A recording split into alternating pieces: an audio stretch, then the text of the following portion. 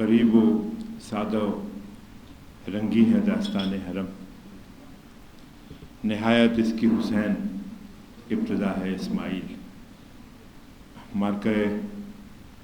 کرب و بلا، شہدائے کربلا اور سید الشہداء حضرت امام حسین علیہ السلام کے بارے میں 1400 برس سے زیادہ کا وقت گزر گیا۔ لاتعداد لوگوں نے اپنی تحقیق، اپنی آراء اور تخلیق کا اظہار کیا، لیکن ابھی تک یہ موضوع تشنہ طلب ہے، میں سمجھتا ہوں۔ امام علی مقام اور ان کے رفقا نے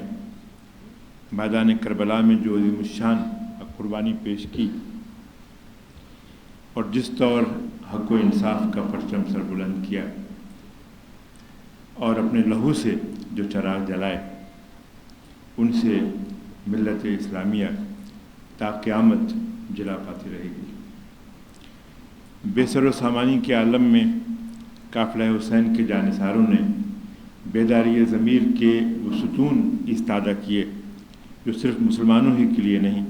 بلکہ پوری انسانیت کے لیے ہدایت و رہنمائی کا مینارۂ نور ہمیشہ بنے رہیں گے۔ خواتین و حضرات، واقعہ کربلا ہمارے سخن میں ایک نمایاں حیثیت رکھتا ہے اور تا قیامت ہمارے شعراء اور اہل قلم امام علی مقام اور ان کے جانثاروں کے حضور نذرانہ عقیدت پیش کرتے رہیں گے۔ ساتھیو، یہ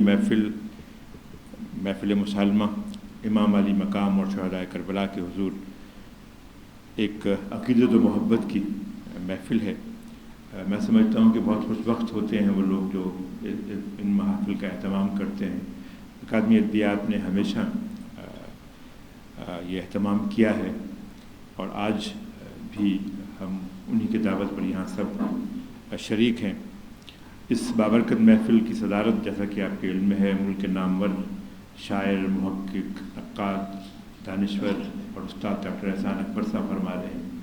اور سید نصرت زیدی صاحب بہت ہی ممتاز شاعر، محقق، نقاد، دانشور اس بابرکت محفل کے خاص مہمان ہیں۔ میں آپ سب کو ایک بار پھر خوش آمدید کہتے ہوئے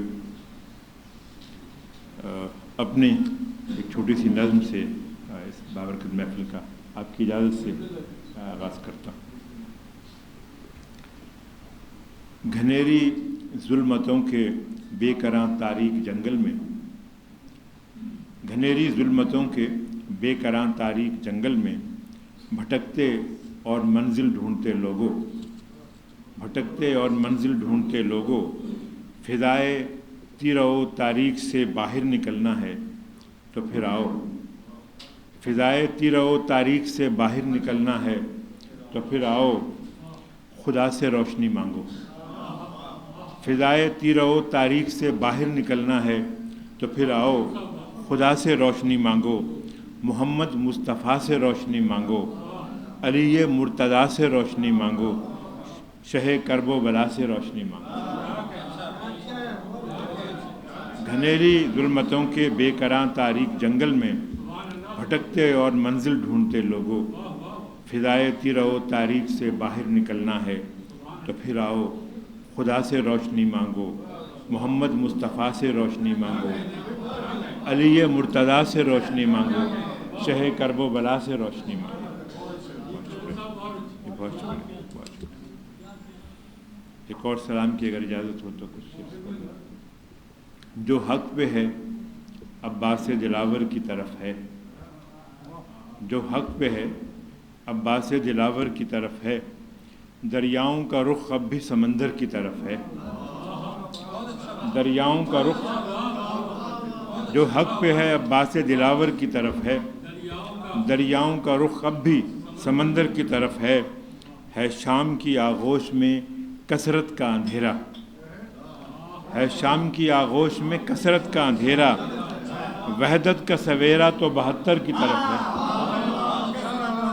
ہے شام کی آغوش میں، ہے شام کی آغوش میں کثرت کا اندھیرا، وحدت کا سویرا تو 72 کی طرف ہے شام کی آغوش میں کثرت کا اندھیرا، وحدت کا سویرا تو 72 کی طرف ہے، اور چہرے سے عیاں فاتح خیبر کی جلالت، چہرے سے عیاں فاتح خیبر کی جلالت، کس شیر کا رخ شام کے لشکر کی طرف ہے، کس شیر کا رخ شام کے لشکر کی طرف ہے، اور ممکن نہیں تشریح نگاہ شہ والا، ممکن نہیں تشریح نگاہ شہ والا، خیمے کی طرف ہے کبھی اصغر کی طرف ہے، خیمے کی طرف ہے